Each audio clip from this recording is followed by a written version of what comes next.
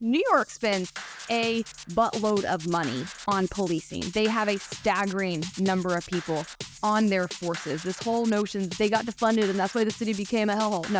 No, they never got to fund it. In fact, they've gotten raises. They've gotten bigger budgets since 2020. They are not doing their basic jobs.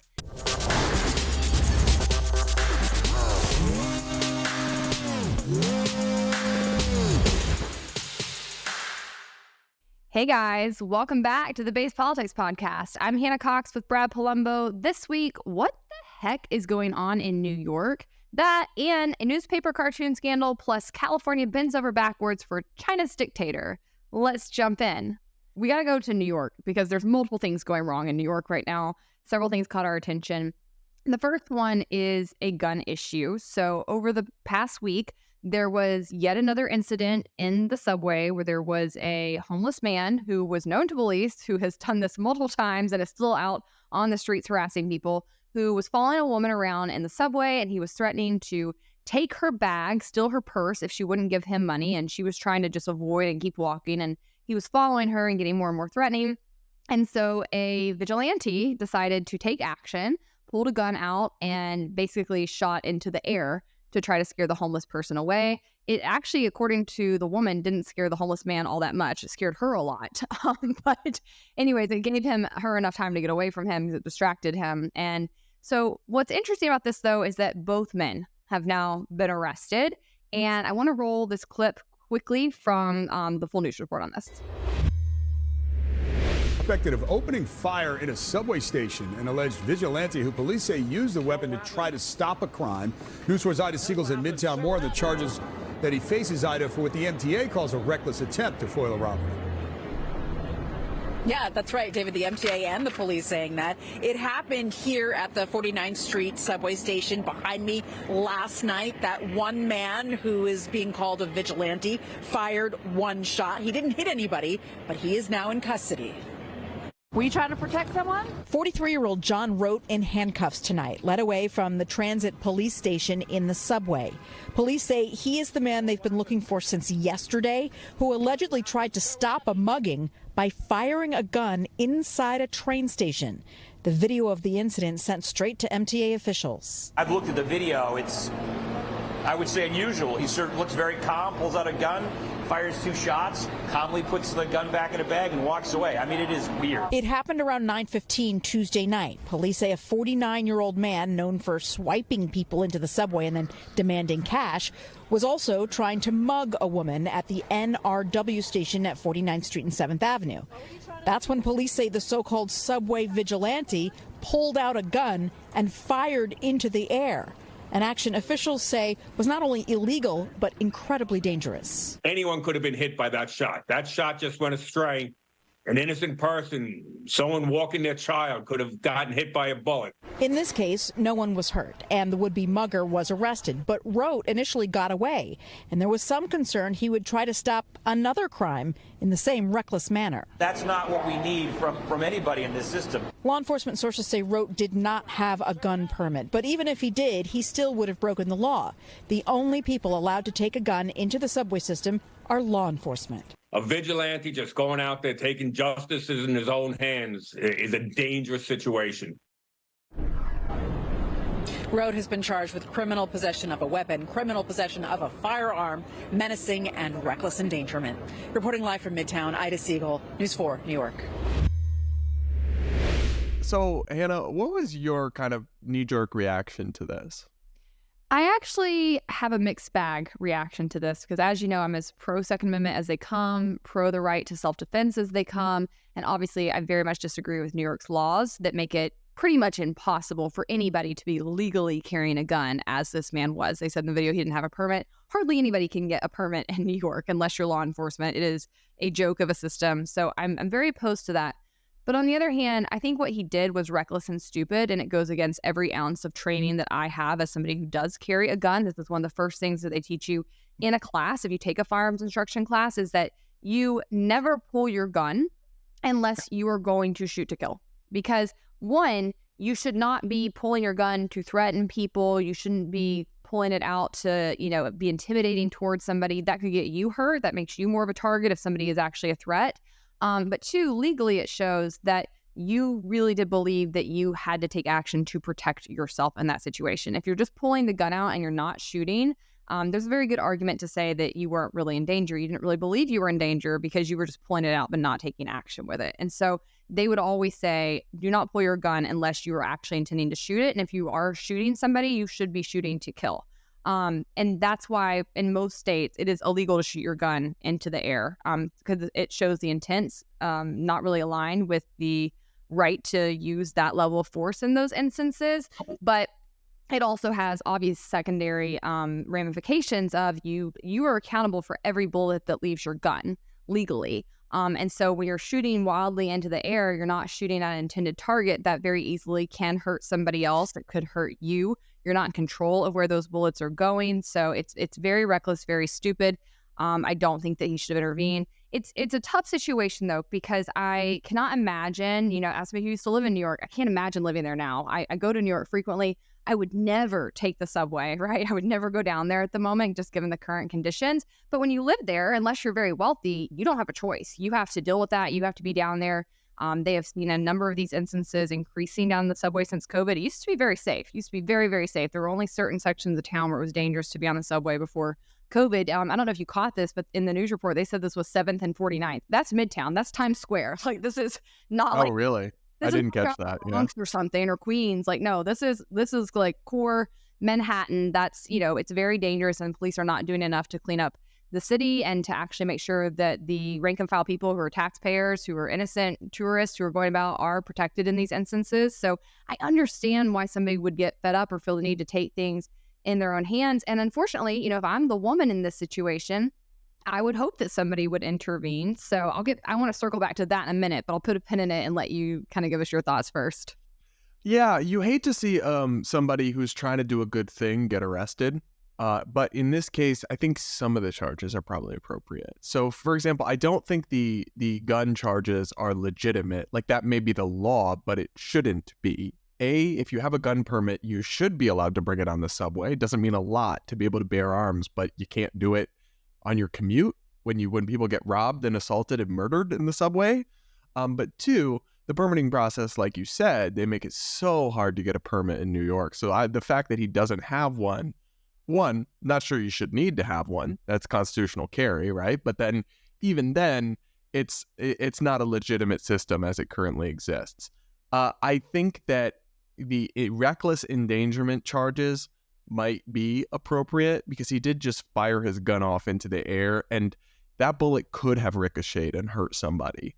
So I understand why he did it, because there's been other stories where people try to intervene without a gun or without a weapon and they end up killed. So maybe he could have just brandished the weapon and not fired it and just tried to scare off the guy. Maybe, but he didn't have a lot of great options. And when you see a homeless person mugging a woman and you're a man, you have an obligation to intervene. So it's a tricky situation. And the situation has gotten a little bit out of control in the subways. I looked into the statistics, and it's kind of nuanced, actually, some of the crime statistics in New York City, but things have deteriorated in some ways. And one of those ways is those repeat small offenders, like this homeless person, who what he apparently does is holds open the turnstile for people, so breaking the law, so they go through, and then expects money from them. And if they don't pay him, gets angry and follows them and chases them and tries to take their money. And so those are the kinds of crimes that they keep getting away with, or if they get arrested, they get released right away again, and they just keep doing it and doing it and doing it. So to some degree, there's an unsafe or uncertain environment down there. And then this stuff like this, these messy gray situations of vigilantes gone wrong or whatever, is going to happen when that's the case. So let's get more of the details here that are pretty interesting. Yes, so the thing that caught my attention about this story the most was the would-be victim's reaction to it. So she has not been publicly identified. We don't know much about her. She doesn't want to have her photo out there, and that's fine. But the media asked her, what she thought about this. And she said that she considers the vigilante John wrote to be a hero, but wishes he tried to help without firing a gun. Speaking to the New York Post over the phone Friday, the 40-year-old woman, who did not want to be identified, recalled the pure terror she felt during Tuesday's ordeal in the city's subway system she believes has become increasingly unsafe for riders. One reason for the sketchy conditions underground, she said, is the lack of serious punishment for repeat offenders, such as the man who tried to rob her, who hang out at subway stations. The woman's nightmare scenario unfolded while trying to head back to her Queens home, and she encountered the homeless man, Matthew Roche, who was allegedly harassing her for money after he held the emergency gate open at the 49th Street station near Times Square. She recalled, "Of course, I am happy that the man tried to help me and that nobody was injured during this incident, but it's scary to think that people are carrying guns around the city. I understand why people do it. They see it as their only means of protection. In this case, the man risked a lot to protect me, his safety, and the safety of other people on the platform. Yes, I do think he's a hero, but I don't know. I would likely think him a bigger hero if he tried to help me without the gun. In my eyes, the gun is a little extreme. It was a very dangerous situation. Anything could have happened." She said the incident was the second of two unsettling encounters with homeless people at the 49th Street platform in just one day. Her morning started with another man openly masturbating on a bench without shame. "That set the tone for my day," she said. The homeless people are allowed to do what they want. Yeah. The homeless What a people are day. for the day, right? I mean, but honestly, I've been there. Like, she's not exaggerating. It's in Atlanta too. I saw a man downtown Atlanta like with no pants on the other day, just walking around in traffic trying to get money. Yes, it's really getting very, very bad. She said the homeless people are allowed to do what they want without punishment. They let that guy go. That sends a message that they can do what they want and get away with it. He's going to continue to do this again and again. I rarely ever see patrols on the subway. They only start patrolling after something happens. They should be there every day, making sure riders are safe.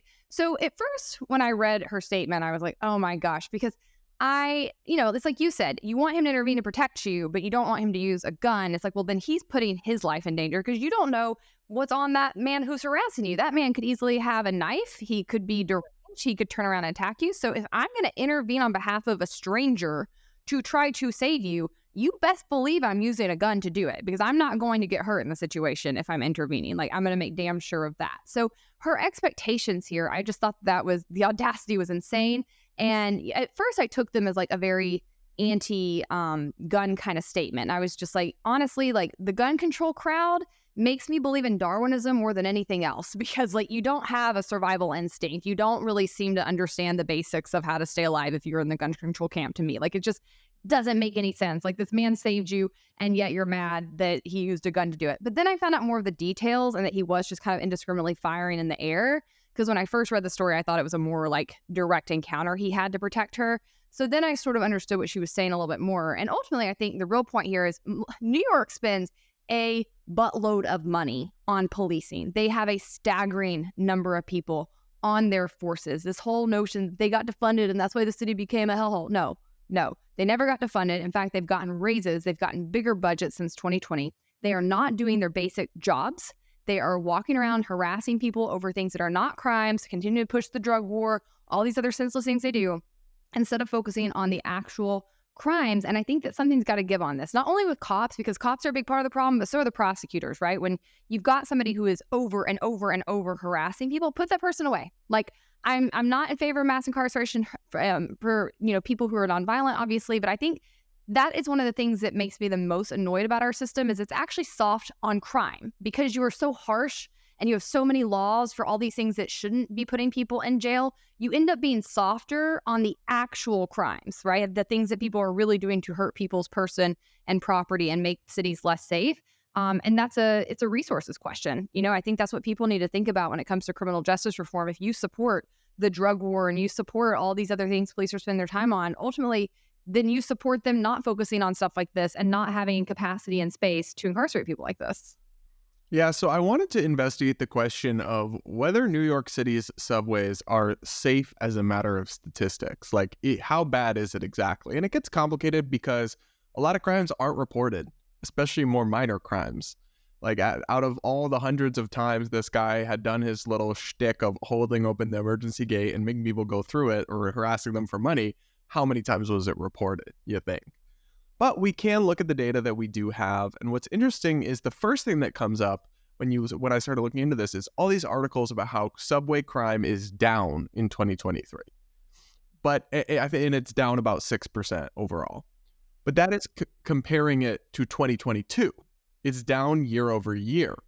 And 2022 was a huge surge. So what I found very interesting was comparing it to pre-COVID, comparing it to 2019. And what an article in the New York Post did early in late October is it compared some crime data from this year so far to 2022 and then also 2019 for the broader context. So here's what she writes. 6 homicides this year means we'll probably end 2023 better than we did in 2022, which had 11 homicides, a level not seen in nearly 3 decades. That follows 7 homicides each in 2020 and 2021. But for context, and those are only talking about homicides that are in the subways. From 1997 to 2019, the subways saw just 1 or 2 homicides per year. So we're not near back to normal. And this is true with all violent felonies, including rape, robbery, and assault. She writes that we've seen 825 violent felonies through September, new MTA data show so far in 2023, and that's down 6% from last year, from 2022. So that's why all these headlines are saying crime down in the subway, because they do year-over-year analysis. But it's still up 26% from 2019. And what's really interesting that this woman did in her analysis, this is Nicole Jelinas of the Manhattan Institute, that I hadn't seen anyone done, is she also factored in the much lower ridership. And she writes that when you factor in lower ridership, you're twice as likely to become a victim of violence compared with 2019. Nearly 1 in 1 million subway rides today from 1 in 2 million 4 years ago. So you're twice as likely as you were in 2019 to be a victim of violent crime on the subway. That's one way of looking at this. And you also added in here, over the last 2 years, 37 people have been shoved onto the subway tracks, according to Fox 5 New York, which includes the fatal 2020 shove of a 40-year-old named Michelle Go at the Times Square subway station. So there's a couple ways to look at this. One is like, it's still a lot worse than it was in normal, right, in pre-COVID times, and there's fewer people riding the subway now. Yet there's still a higher amount of crime. So per person, you're more likely to experience it. On the other hand, you could also say like 1 in 1 million subway rides is a victim of violent crime. That's not a bad statistic. Like there's always going to be some crime on the subway. Those aren't bad odds.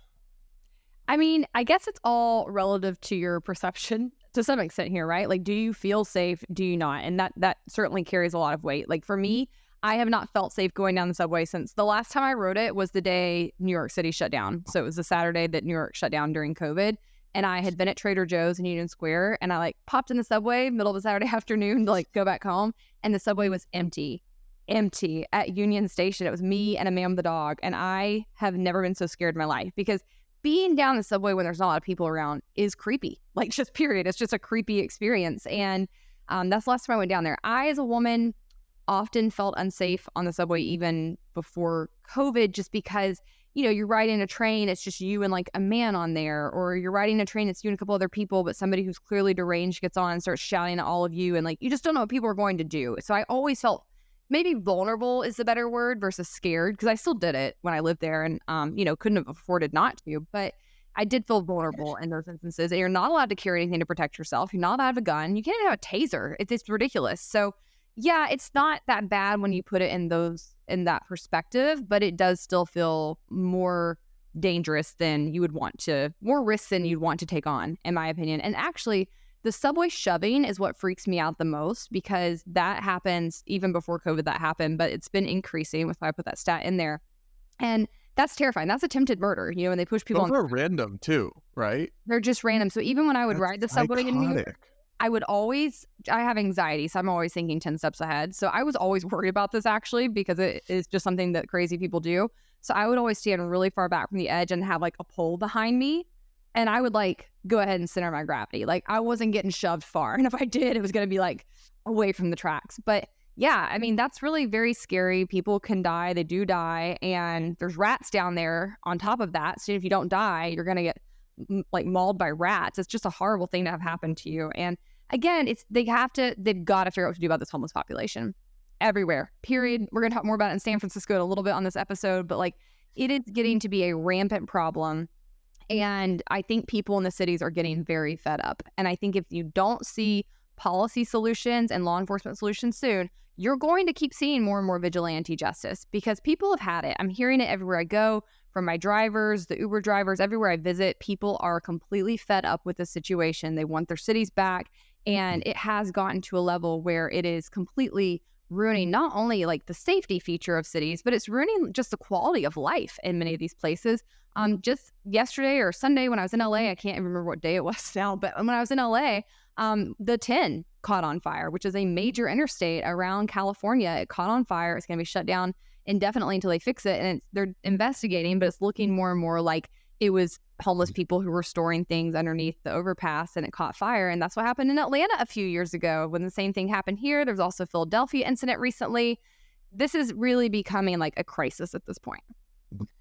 Yeah, it is. I don't have all the answers because what a messy issue, but I don't have a lot of confidence in the folks leading New York right now, whether it's the city or the statewide government, which is what we're going to talk about next, because New York Governor Kathy Hochul just made some incredibly eyebrow-raising comments about the government surveilling people on social media to try to predict crime and flag hate speech. Take a listen to what she had to say.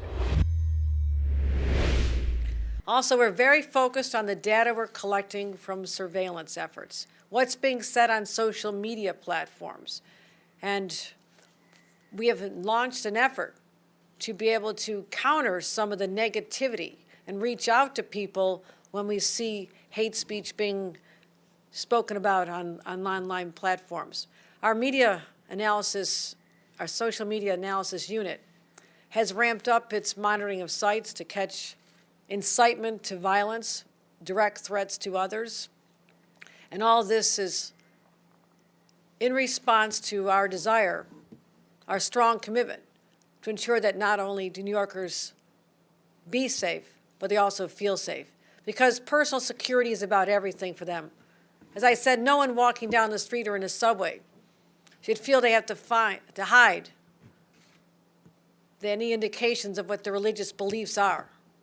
We expect to see people celebrating their lives, walking about freely, and that is no longer the case because people are living in fear. Yeah, so Hannah, apparently we have government agencies and officials in New York who are assigned to monitoring social media and flagging people saying hateful things or trying to monitor for negativity. That's kind of Orwellian and not really something I want the government doing, monitoring what people say online and then flagging them as hateful or negative. Like, this is insane. It's obviously going to go badly. Very few pieces of speech are actually incitement to violence. We do not need the New York government doing this. I'm pretty sure the FBI already spends a significant amount of time doing this already. Like, please stop. Give us our tax dollars back. This is insane. So the other thing is, like you mentioned, the incitement, right? They're conflating two different things here. They're conflating hate speech, which is a made-up term, has no meaning. It's just like offensive words that hurt somebody's fifis or something, with incitement of violence or true threats, which are extremely narrow exceptions to the First Amendment of certain kinds of speech that are actually criminal, actionable by the government. But I don't think they need to monitor all of social media to try to find true threats. It's like if somebody issues a true threat online to me, I contact the police and they address it. They don't need to be monitoring everything people say just in case one of these rare, narrow exceptions happens somewhere. I don't trust them with that power. I don't want them doing that. I don't think it's a productive use of taxpayer resources. And it's concerning to me anytime they do this thing where they conflate actual exceptions to free speech with free speech that they just don't like, hate and negativity in the same breath as incitement and threats. Like, those aren't the same thing, actually. There's a bright line between those categories. One is entirely legal and protected, and people have a right to say it to their heart's content, and another is actually criminally actionable. Yet they're kind of conflating this in this really harmful way. Well, I think they mean to, right? And it's working. I've been seeing in the comment sections from our past couple episodes, people saying, you don't have a right to free speech to say you agree with terrorists. Yes, you do. But this is working that you think increasingly people think if you say something that is mean or awful, that it's hate speech and that's illegal. And that's just simply not the case. It makes me think of The Office. Do you watch The Office? Yeah, I have. You remember that scene where somebody criticizes Michael Scott and he goes, "This is hate speech." And they're like, "It's absolutely not hate speech." She goes, "Well, And he goes, "Well, I hate it." Yeah. That's them, though. I mean, that is really what they're saying.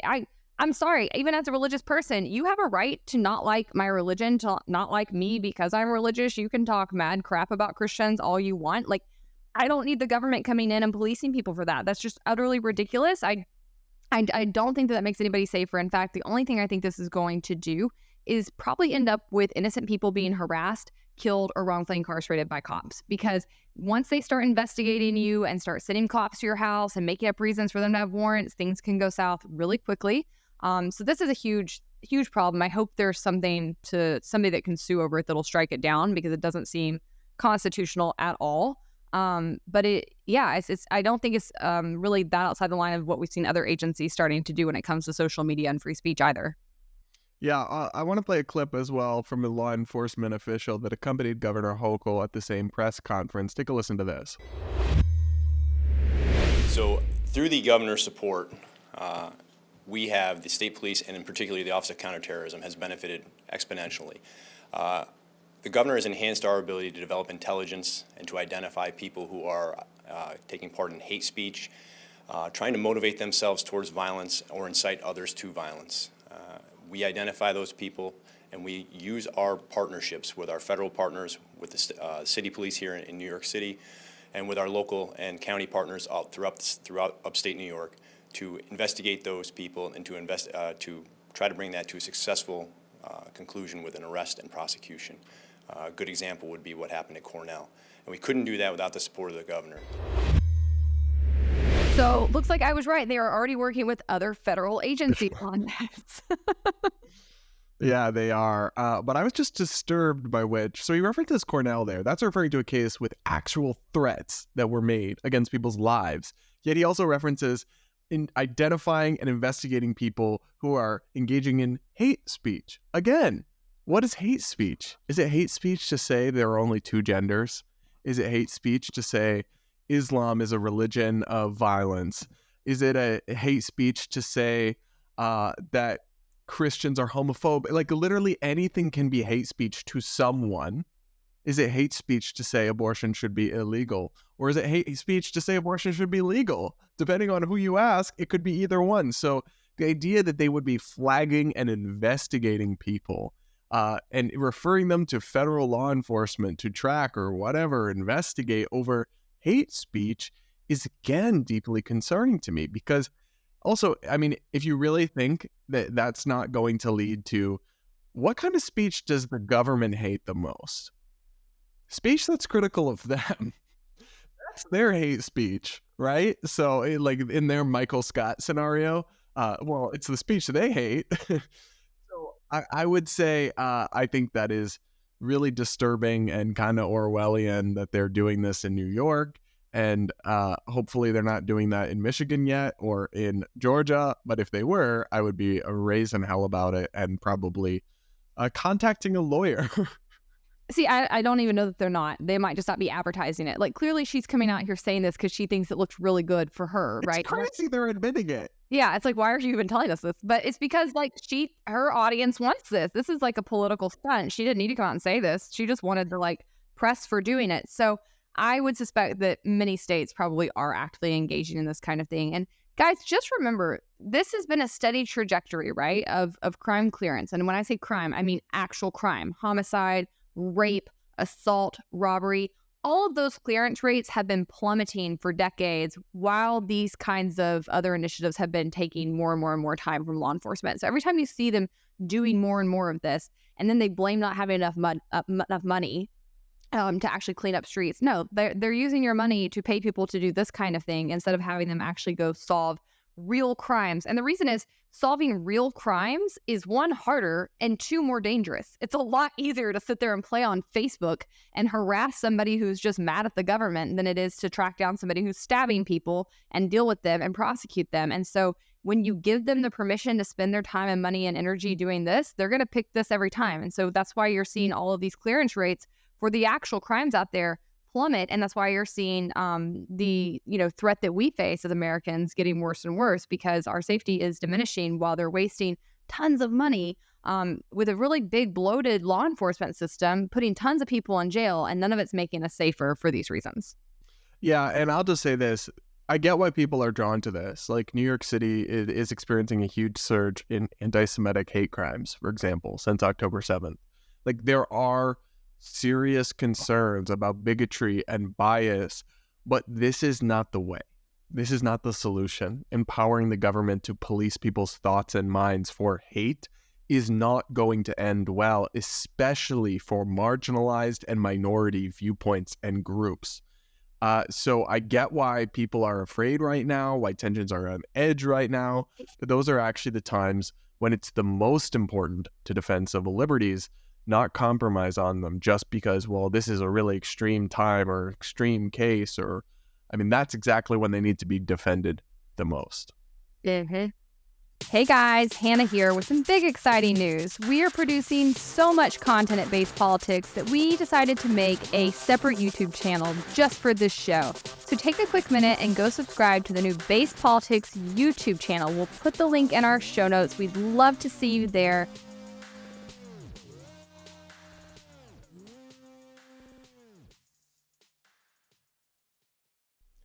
Speaking of defending controversial ideas or controversial speech, we're going to talk about an interesting media scandal that, unless you follow the inside baseball in the media world, you might not have heard about, but I thought it was really interesting for a couple of reasons. So basically, a cartoonist, an editorial cartoonist for the Washington Post, is in hot water and actually just had a cartoon retracted by the newspaper, the Washington Post, where it was published, because of backlash from people who thought it was offensive and racist.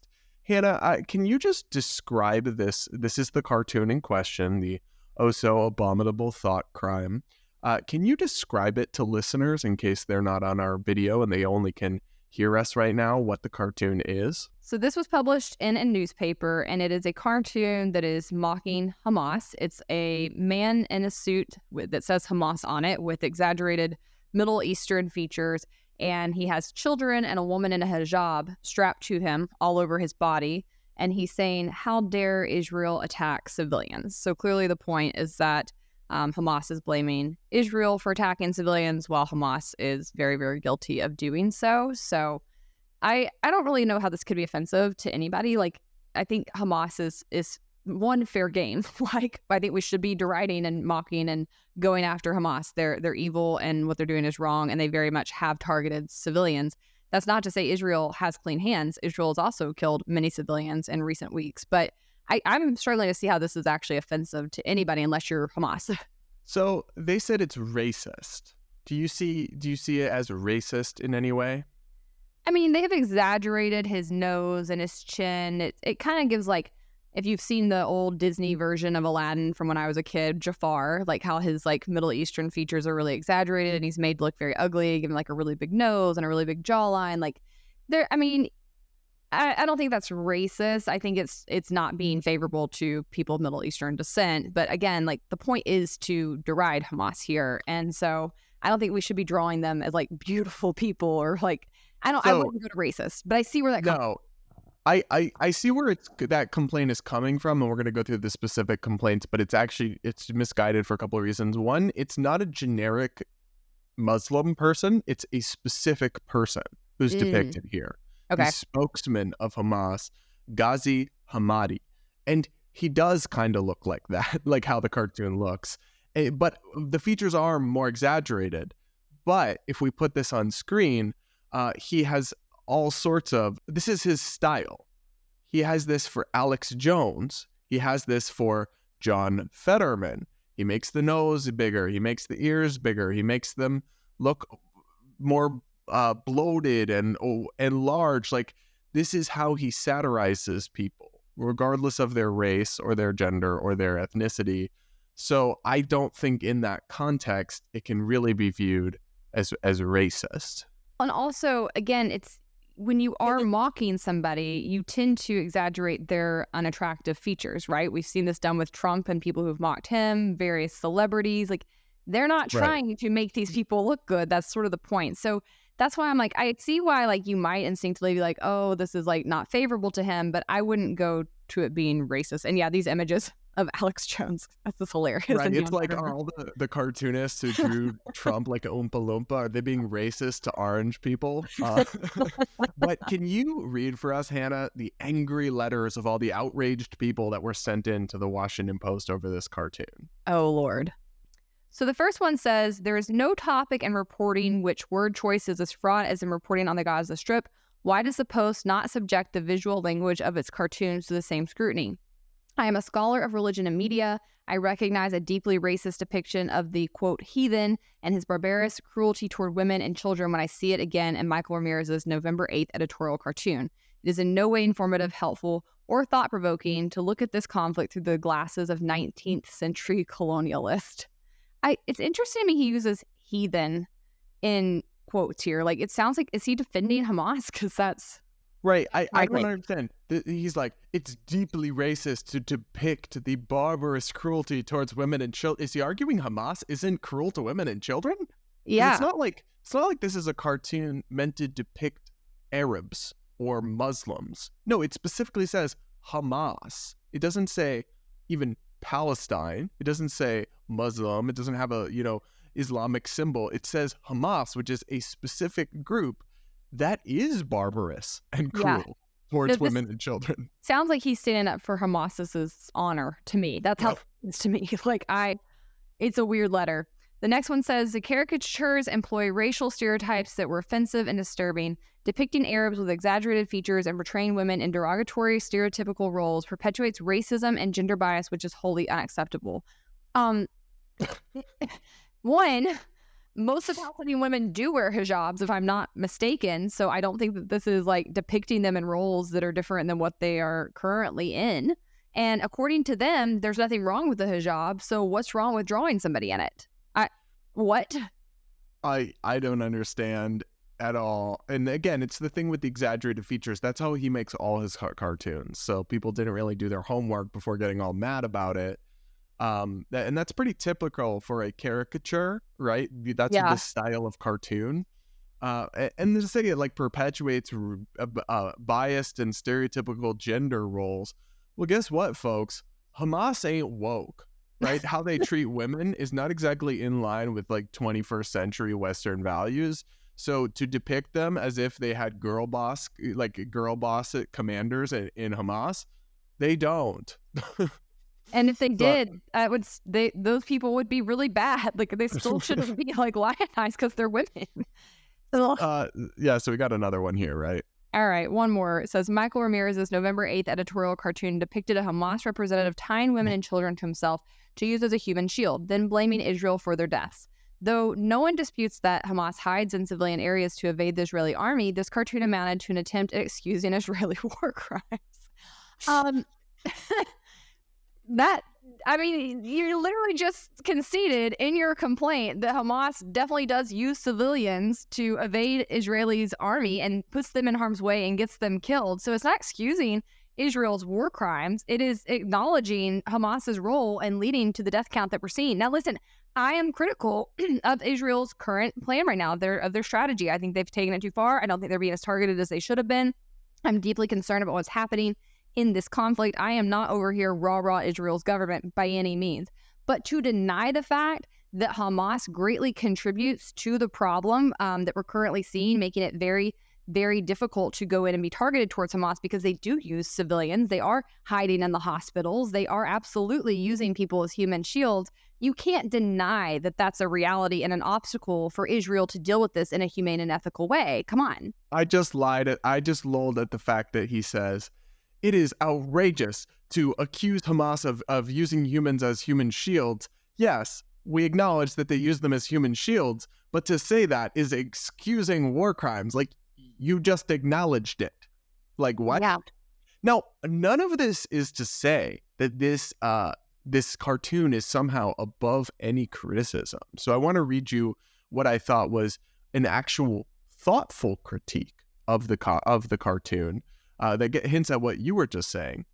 And notice this one doesn't question why is this published or remove this like most of them do. It just says, Michael Ramirez's November 8th editorial cartoon showing babies strapped to a Hamas leader is clearly intended to criticize Hamas for using civilians as cover.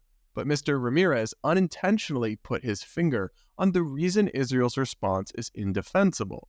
If everyday police encountered a similar one-on-one hostage situation, nobody would support a solution that involved murdering all the children just to get the bad guy. Instead, they would negotiate, and put all their effort into saving lives. Only when Israel starts working that hard to rescue the innocent hospital patients that Hamas is hiding behind will it be able to claim the high ground.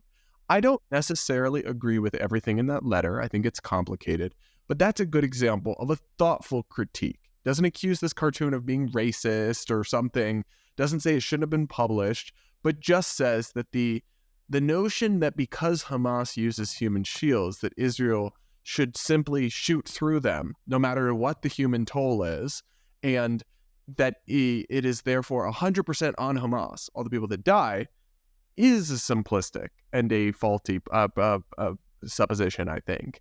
And so that's the kind of critique you'd like to see and have a discourse.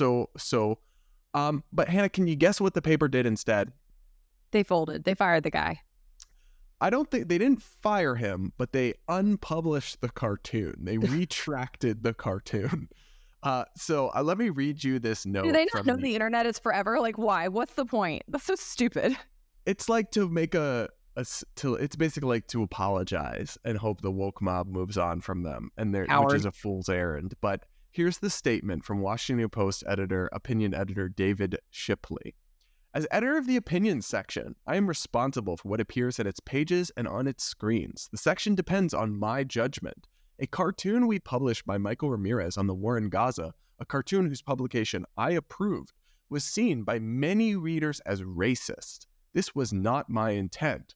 I saw the drawing as a caricature of a specific individual, the Hamas spokesperson who celebrated the attacks on unarmed civilians in Israel. However, the reaction to the image convinced me that I had missed something profound and divisive, and I regret that. Our section is aimed at finding commonalities, understanding the bonds that hold us together, even in the darkest times. In this spirit, we have taken down the drawing. We are also publishing a selection of responses to the caricature, and we will continue to make this section home to a range of views and perspectives, including ones that challenge readers. Barf. Here's the thing. I like intellectual humility, right? So part of me says, this is somebody who got really bad feedback and is open to saying they're wrong. Like, I always respect that kind of energy, but I wish instead of taking it down, if he really felt like I missed the mark and I've been convinced that I was wrong and I missed something, which I'm not convinced of that on his behalf, but let's say that's his camp he falls into, right? Like, if I do something and it actually comes across as racist and I become convinced that, like, I seriously did not know what I was talking about or said something offensive, I would also similarly apologize. Or if I was not convinced that what I said was actually racist, I might say, you know what? I appreciate you bringing this to my attention. Let me explain where I was actually coming from, why I think you're wrong, and I would push back. So I don't know which camp he's in, but I think either way, the result should not be censorship, right? It shouldn't be taking it down. It should either be apologizing or it should be clarifying and like restaking your position. He kind of did both. Like, he kind of did both things bad, where he, kind of apologizes, takes it down. The better thing is to have this debate, have this discourse. This is excellent commentary, honestly. We'll have this debate in the open, think these things through, and come to their own conclusions. But, for me, reading back and forth in this discourse, I come away thinking, no, this isn't racist at all. I understand how sometimes people's features being exaggerated can be racist and cartooning and in drawings and depictions of them. I don't think this is an instance of that. But you can sort that out better by letting people debate the cartoon. And then you get to the thoughtful criticism you read, which is, where you ultimately want to see conversations get to. That's the whole point of this kind of political art, right? And so I just think it's disappointing that instead of like letting this sort of be an open example and discussion, instead they just cave and like let one side dominate that conversation without necessarily convincing most of us that they're correct on it. Exactly. And that's the problem I have with this, is he explains, well, I saw the drawing as a caricature of a specific individual. Well, you didn't see that. That's what it is. And then he says, but other people felt it was racist. And that's their truth, is basically what he's saying. I'm sorry, they are wrong. And you should not simply cave because some people didn't like it. You are not ever going to be able to publish anything significant on a topic so divisive and controversial and important like the Israel-Palestine conflict without some people getting very upset and offended and finding it hateful in some way. So this is a very cowardly approach that, well, I just saw this and I didn't see anything racist about it, but some people felt it was offensive, so I'm going to retract it. If that's your approach to the world, you belong doing like celebrity PR or something, not opinion journalism at a major newspaper, because you're never going to be able to have a conversation about anything ever with that approach. And so you've got to stick by your people. If I was him, I would never work for the Washington Post again. But here's the thing that makes this even crazier. The cartoonist has spoken out, and he actually explained. So one, he explained this was designed about a specific individual, a real person, and so it wasn't. He says that people who are actually being racist are the ones who can't look beyond Hamas and distinguish the difference between a known terrorist group and all Palestinians, which I think is fair. But here's what's really interesting, and I'm reading here from National Review. Ramirez explained the process by which he learned the cartoon was pulled, telling NR that he generally sends Shipley, who is the opinion editor, a minimum of 3 different drawings each day. But on Tuesday, he said, he sent over 8 or 9. And then they pick the ones they want. He immediately sent me an email saying, this Hamas one. He really liked that. And I think that was the one I liked the most myself, Ramirez said. When all this blew up, I got a call from David, and he said, we're getting a lot of fire from this cartoon. And about an hour later, he called me up and told me that when it came down to it, they were going to pull the cartoon. And he actually said that he thinks this is not even so much about outside readers being mad, but about internal woke staff revolting and pressuring the executives to pull the cartoon.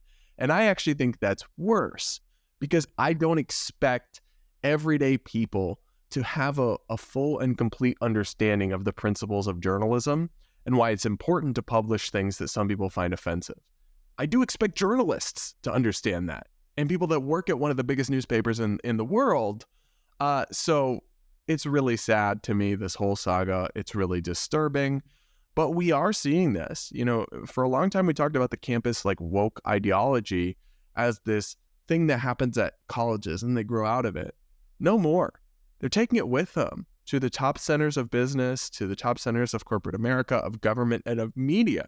And now you have people staffing major journalism institutions who don't believe in journalism. They believe in activism. And they don't believe in actually pushing boundaries, questioning taboos, provocative ideas, all the things you need to have an interesting or worthwhile opinion section. Otherwise, why bother? Why do it? And instead, they just want a, constant struggle session in their pages of people competing to be the most socially progressive and get the most head pats from Twitter blue checks. I really don't know what they're going for, but whatever it is, it's not journalism. Not anymore. No, I think we have to actually accept that journalism's dead, at least at these institutions. The real journalists have left the building, and they left a few years ago. The Matt Taibbi's, the Barry Weisses, they left. They're doing their own things on Substack. The people, the Glenn Greenwalds, the people who are really committed to actual journalism are not working at these papers. And that's why I think Americans are less and less and less interested with cable news, with these publications, because it's not journalism. I can't tell you the number of people I meet, like normal people out in the world, who are like, I miss the days where you could get both sides. You know, you turn on the news, you'd hear both sides of the issue, or you just get the news and you could decide for yourself what it was. And now it's like just constant propaganda and talking points being slung at you. And people see through it. Even when they don't really know ultimately what's going on, they recognize that they can't trust the sources that they're getting. Like, I had a man sitting next to me at a bar over the past week while I was traveling, and he found out I was in politics, and he was like, will you tell me what's happening with Israel-Palestine? I don't trust any of them. It seems so much more nuanced than what I'm being told. I was like, oh God, yeah, let me give you the lowdown real fast. But that is generally the perception out in the world. And I think it's deserved. I don't think people should trust these institutions. I use them, to refer to for our reporting here and there. But the reality is, they're increasingly not even spending their money on true journalism. They're scaling back. They're not sending people to be on the ground like they used to. They're taking their news from people in government and getting their information from the actual people who are working behind the scenes within the bureaucracies. And so it's not accurate a lot of the time. It really is becoming more and more propaganda, or it's just straight activism. And I have no problem with activist media. I want to be clear. I consider base politics to, in large part, be activist media. But the difference in what we do and the Washington Post and these kinds of people do is that we're excessively upfront about it. We tell you exactly who we are, exactly what we believe, exactly what our agenda is. Everything you see from me and Brad, we are trying to convince you that free market capitalism and limited government and individual liberty is the way to go. That is the lens through which we see things. That is what we are working to promote when we cover stuff. And we do the best of our abilities to make sure that we get all the facts right, and we're, doing true journalism in that way. But we are open with our agenda. And when you get to the Washington Post and the New York Times, they keep trying to pretend like they're just these innocent bystanders. No, we're just trying to give you the truth. We're just trying to give you the actual information. Stay out of it. No, you're not. You're not trying to stay out of it. You're putting your whole self into it. And it's just the quality's going downhill quite quickly. So, I hope cartoonists like this go independent as well, because I do think this kind of work is so important in our society culturally. Art, especially, is more moving than news, right? When you see images, you see cartoons, you see pictures, that can really help stir people more than anything else. It can help them wake up to truths that they were otherwise missing. It can be a more compelling thing for them when it comes to various issues they need to pay attention to. We need political people that are in the arts to continue to kind of stir that pot. And they're getting driven out of these institutions. I hope they can find ways to make money independently too. All right. Well, we have to go to San Francisco now, guys, which is a constant problem in our country. It has been completely ruined by their communist-leaning instincts in that city. It is a cesspool. People are fleeing in droves. The last time I was there, I saw people openly shooting up in the street. I saw people taking dumps in the street. The city streets are lined with feces and urine. It smells awful at all times. The drug use is rampant. Homeless people are everywhere. It is awful. I haven't been there since I think it was 2019. The last time I was there. I assume it only got worse during COVID, but it is heinous. I don't really want to step foot there again. It's just why. But it appears that all along the city leadership had the ability to clean the place up, and they just weren't doing it. Over the past week, as they prepare for the president of China to arrive, along with a large conference of international people coming together in the city, they've been cleaning up the streets in droves. The homeless people have disappeared. The streets have been washed. They are putting fresh paint up. Let's roll this clip. While San Francisco is in the spotlight for the Asia-Pacific Economic Conference, city leaders are making sure the city shines. Tourism is our business here in San Francisco, and we need to focus on making sure that the tourist dollars still come back. Caltrans repaving major roadways like the Harrison Street off-ramp from the I-80. BART doubling down by deep cleaning their stations overnight more often. The city had gotten a little bit dingy over time. Scrubbing and power washing is happening all over the city. Yeah, the bottom of my shoes look clean. It's noticeable how clear the streets look and how few homeless encampments there are on major thoroughfares. Having been a longtime resident in the Bay Area, you just naturally start to wonder of houseless folks being displaced. Public Works is installing decorative crosswalks in North Beach and Chinatown, and the Webster Street pedestrian bridge in Japantown was recently repainted. The Yerba Buena Gardens at the Moscone Center are decked out with new colorful landscaping and murals, paid for by the Clean California grant, just in time for the 20,000 high-profile CEOs and heads of state coming into town next week. Some people say this should be how it's always done. What about the people who are here year-round, and local, hardworking, working-class Bay Area folks? Others welcome the cleanup. Anything that brings in a positive look on the city of San Francisco is great. We will continue to do everything we can to maintain cleanliness in our streets. And city officials are saying that there are no additional funds that are being allocated for beautification. Departments are just using existing budgets. They also say that those budgets are being moved so that they can focus on the areas where APEC is taking place. The summit is expected to start on Wednesday, and of course, people will start coming into town over the weekend and early next week. So I love at the end there where she's like, oh, and they're doing it especially in the places where the conference is happening. So they're cleaning up the city for foreign dignitaries who are coming to town, but they can't be bothered to do it for the citizens all year round. You really can't make this up. And again, it's like the shamelessness of these local government officials to just say the quiet part out loud is honestly, I don't get surprised by a lot in politics, but the shamelessness with which they are admitting their own misdeeds is just, it's quite something.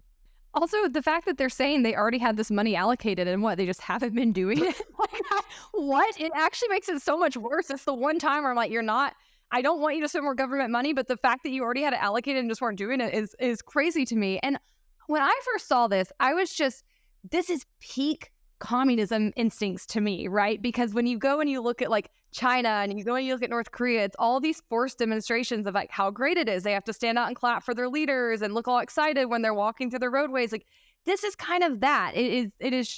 California is showing its commie instincts by like shuttering all the homeless people out of there, getting it cleaned up and being like, look, everything's going great in California. Our policies are working perfectly. It's a great city. It's amazing. And that's literally what Gavin Newsom tried to say in his clip. Let's roll this. Anytime you put on an event, by definition, you have people over your house, you're going to clean up the house. You have 21 world leaders, you got tens of thousands of people coming from all around the globe. What an opportunity to showcase the world's most extraordinary place, San Francisco. So, Brad, I don't think there's anybody out there that would try to argue with a straight face right now that San Francisco is a great city and they're just trying to show it off. No, you are trying to hide the results of your failed ideas and policies, and you're trying to do it so that the leader of a communist country isn't having to look at the realities of some of the same policies he also espouses at play. It is so peak that energy that you see in communist countries. It's deeply disturbing. But should anybody who lives there and is paying sky high taxes, I don't even know what you pay to live in San Francisco. I think the state tax rate is something like 8+% of your income already. And then I think on top of that, you pay high city taxes on your income to live in San Francisco, not to mention the state, the sales taxes, and just the cost of living there is insane. I would be furious if I lived there right now and I saw that all of a sudden they could use my tax dollars to make the city nicer.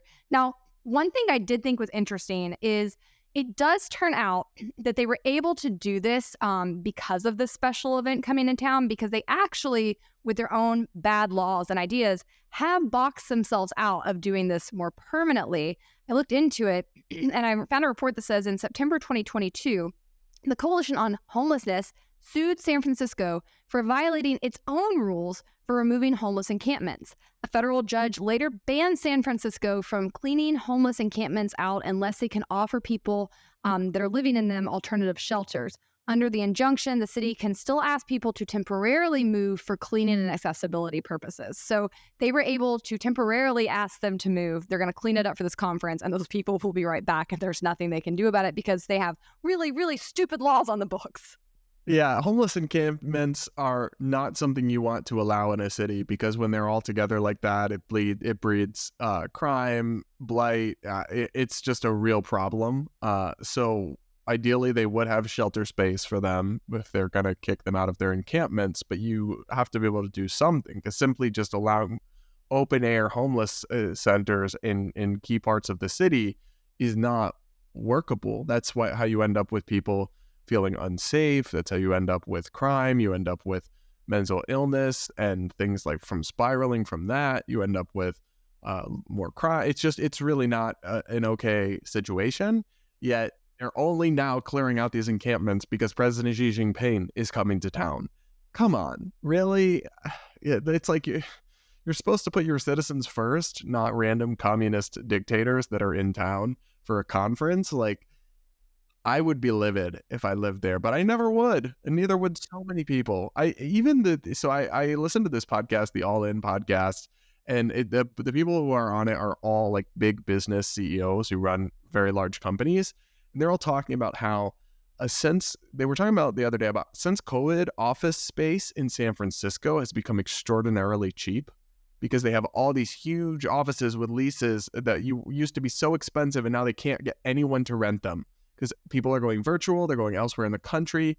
And they were talking about how cheap would it have to be for us to move our company back there.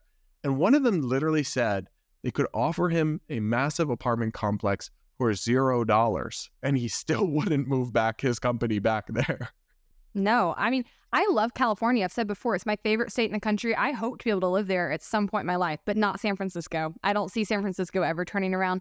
I think like hopefully San Diego could turn back to being a little bit more purplish in the near future. It used to be more of a red district and was better off. But yeah, San Francisco is an utter catastrophe. And the people who are still living there, they're the diehards, right? Like they're the people that it doesn't matter how bad it gets. They are so committed to their ideology. They're going to keep enforcing it and standing up for it. So we will leave you to it. But nobody else is trying to come there, apparently, other than Xi Jinping. So I think that also, I don't like Newsom's cozy relationship with this guy lately. It's really creeping me out. He also went over there to hang out with him in China recently.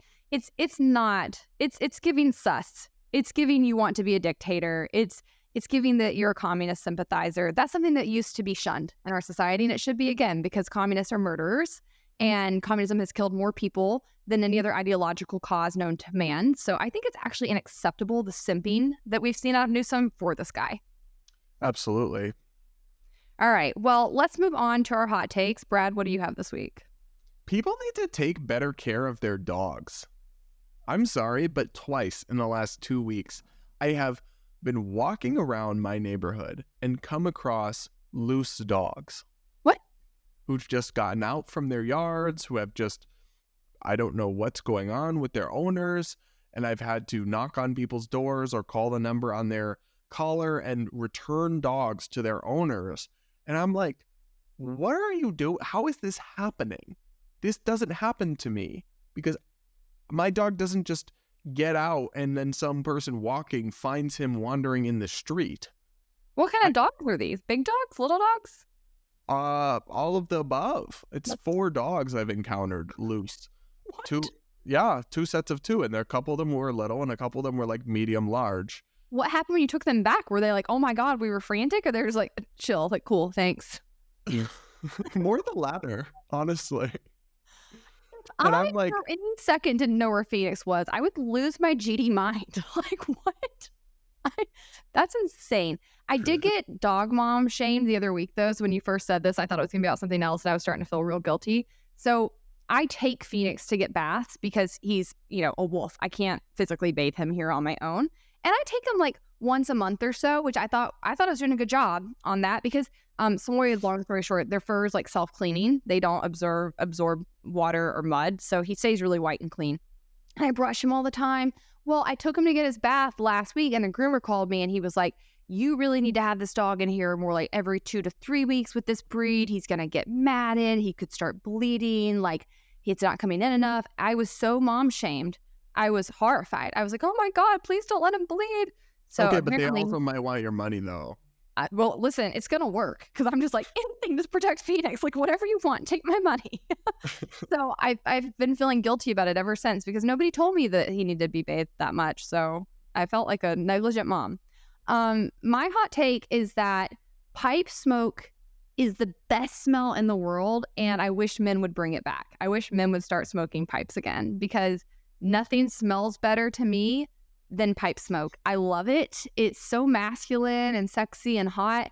And I understand that in order to bring it back, you'd kind of be risking like your health a bit. So in lieu of that being a good decision, they should start making like pipe smoke candles or pipe smoke cologne, like something to mimic that smell. Because I'm not alone in this. I talk about it a lot, how much I love it. And it's like a weird phenomenon when you smell it. 'Cause it's always like a weird old man. And then you're like kind of attracted to the smell. And then you see who's smoking the pipe. You're like, oh, wait, no, not him. It's not like Rhett Butler like you think it's going to be when you smell it. But I've talked to other women and they all agree with me. Like, such an attractive smell. So good. Have you ever smelled a pipe? You're looking like you've never smelled a pipe. I don't think it smells good. Nope. What? Are you Nope. sure you smelled a pipe? Yes. Like put the tobacco in it pipe? Mm-hmm. You don't Does not like smell it? good. Nope. That's wild. All right, well, that's a wrap, guys. Leave us a comment. Let us know your thoughts. Make sure you subscribe to the new channel. And be sure to share this podcast with a friend. That is the best way to help it grow. And until next week, stay based.